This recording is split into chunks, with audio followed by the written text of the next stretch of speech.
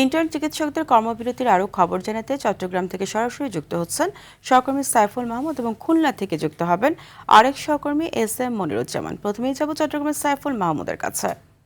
Saiful, intern চিকিৎসকদের কর্মবিরতির ফলে রোগীদের ভোগান্তি কেমন দেখছেন জানাবেন। বলেছেন চট্টগ্রাম সহ সারা দেশে কিন্তু আসলে ইন্টার্ন চিকিৎসকদের যে কর্মবিরতি চলছে সেখানে কিন্তু আসলে রোগীদের উপরে বিশেষ করে চট্টগ্রাম মেডিকেল কলেজ হাসপাতালে এটার কিন্তু যথেষ্ট প্রভাব পড়েছে। গত কয়েকদিন যাবৎ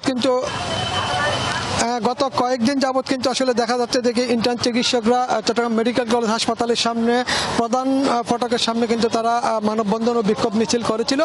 এরপরও কিন্তু তারা দেখছিল আসলে তাদের দাবি মানা হয় কিনা, কিন্তু দেখা যাচ্ছে তাদের দাবি মানা হচ্ছে না। এরপরে কিন্তু তারা আজকে সকাল 8টা থেকে কিন্তু তারা কর্মবিরতি ঘোষণা দিয়েছিলেন। গত রাত 1টার সময় তারা প্রেস বিজ্ঞপ্তির মাধ্যমে জানানো হয়েছিল আজ সকাল থেকে তারা কিন্তু অনির্দিষ্টকালের জন্য তারা কর্মবিরতিতে যাবে। আমরা যদি আসলে একটু বলে থাকি, এর আগেও কিন্তু তারা চট্টগ্রাম মেডিকেল কলেজ পরিচালকের মাধ্যমে কিন্তু আসলে তারা একটা স্মারকলিপি দিয়েছিলেন মন্ত্রণালয়তে।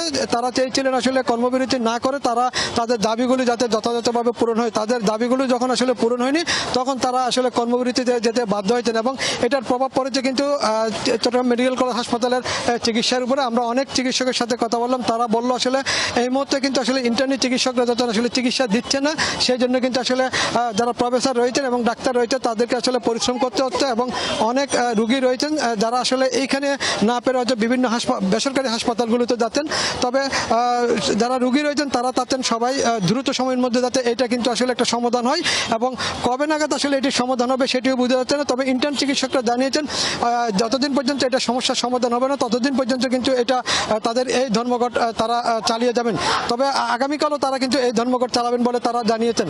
আমরা এখন চলে যাব খুলনাতে, আমাদের আরেক সহকর্মী রয়েছেন খুলনাতে, মনির।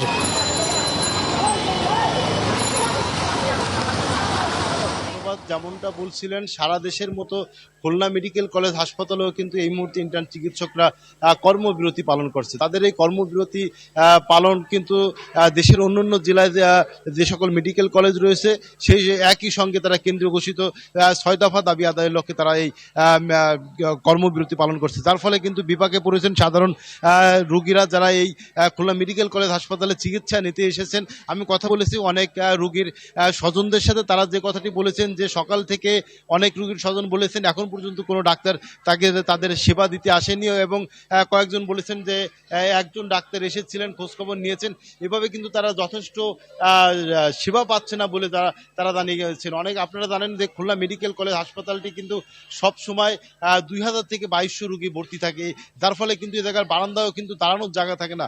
এই পর্যাপ্ত সংখ্যক রোগী নিয়ে শুধুমাত্র যে সকল চিকিৎসক রয়েছেন তারাই ইন্টার্ন সহ হিমশিম খাচ্ছে চিকিৎসা সেবা দিতে। কিন্তু আজকে যে কর্মবিরতি পালন করছে ইন্টার্ন চিকিৎসকরা, তার ফলে কিন্তু সেবা নিতে আসা রোগীরা কিন্তু অনেকটা বিভ্রান্তিতে পড়েছেন, অনেকটা বিপাকে পড়েছে বলে তারা জানিয়েছেন।